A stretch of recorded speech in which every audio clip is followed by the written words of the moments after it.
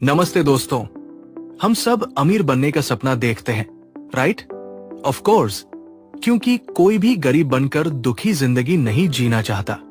आपने शायद कई वीडियोस देखी होंगी कि जल्दी अमीर कैसे बने, और शायद आप वही घिसी पिटी एडवाइस सुन सुनकर थक गए हो। तो चलो स्क्रिप्ट पलट देते हैं। अमीर कैसे बने इसके बारे में बात करने की बजाय इस वीडियो में मैं आपको बताऊंगा सबसे तेज तरीके जिसे आप गरीब हो सकते हो।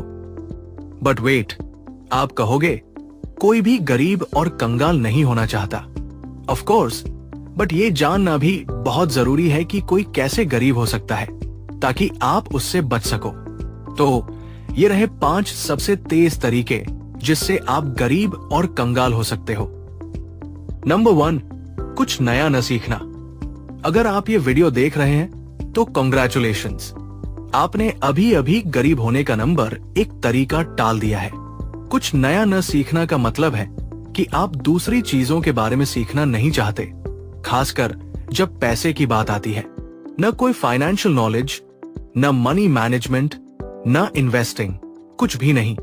रियलिटी यह है कि आज भी बहुत से लोग फाइनेंशियल एजुकेशन की कमी से जूझ रहे हैं।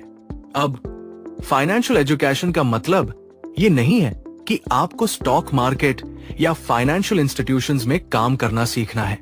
इसका मतलब है कि आपको अपने पैसों को कैसे मैनेज करना है और वेल्थ कैसे बढ़ाना है।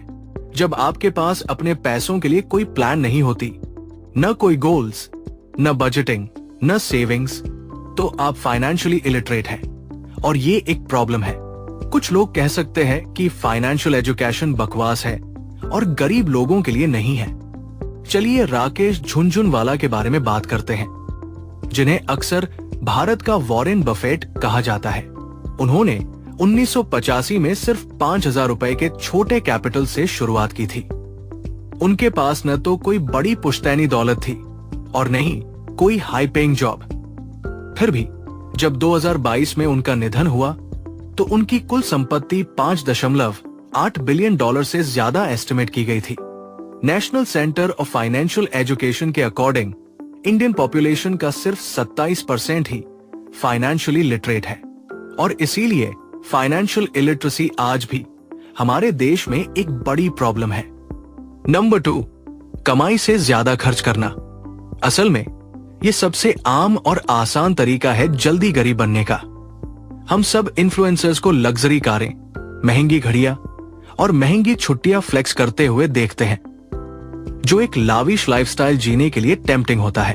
तो मान लो आप अपनी पूरी salary fancy dinner, latest gadgets और ट्रेंडी कपड़ों पर खर्च करना शुरू कर देते हो, और जब पैसे खत्म हो जाते हैं तो क्या होता है? पैसे खत्म हो जाने पर भी आप अपना लाइफस्टाइल बनाए रखने के लिए लोन या क्रेडिट कार्ड ले लेते हो। उदाहरण के लिए, हाल ही में हुए क्रेड सर्वे ने बताया कि भारत की 97% वर्कफोर्स डेट में है। आप कह सकते हो लेकिन इकोनॉमी अभी खराब है, क्राइसिस है, इन्फ्लेशन है, सब कुछ। हालांकि 2024 में द इकोनॉमिक टाइम्स के एक सर्वे ने दिखाया कि 21% भारतीय अभी भी छुट्टियों के लिए लोन लेने का प्लान कर रहे हैं। तो मेन प्रॉब्लम यह है कि हम क्राइसिस में जी रहे हैं, लेकिन हम बूमिंग इकोनॉमी की तरह खर्च करते हैं। नंबर 3, प्लानिंग ना करना। आपको वॉर में जाने से पहले सब कुछ प्लान करना चाहिए ताकि आपको पता हो कि क्या करना है, क्योंकि आपने सब कुछ हिसाब लगा लिया है और आप युद्ध जीत जाते हो। जबकि हारने वाला कुछ भी प्लान नहीं करेगा और उसे पता नहीं होगा कि क्या करना है, और वो उससे हार जाएगा जिसने प्लान किया था। और ये सिर्फ वॉर में नहीं बल्कि एवरीडे लाइफ में भी है, खासकर फाइनेंस में। सबसे महत्वपूर्ण फाइनेंस प्लान जो आप बना सकते हो वो है एक बजट।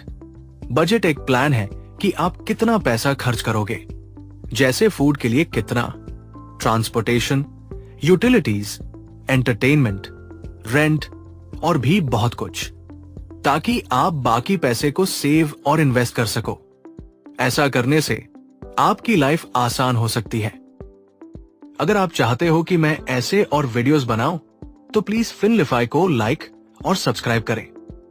देखने के लिए थैंक्स।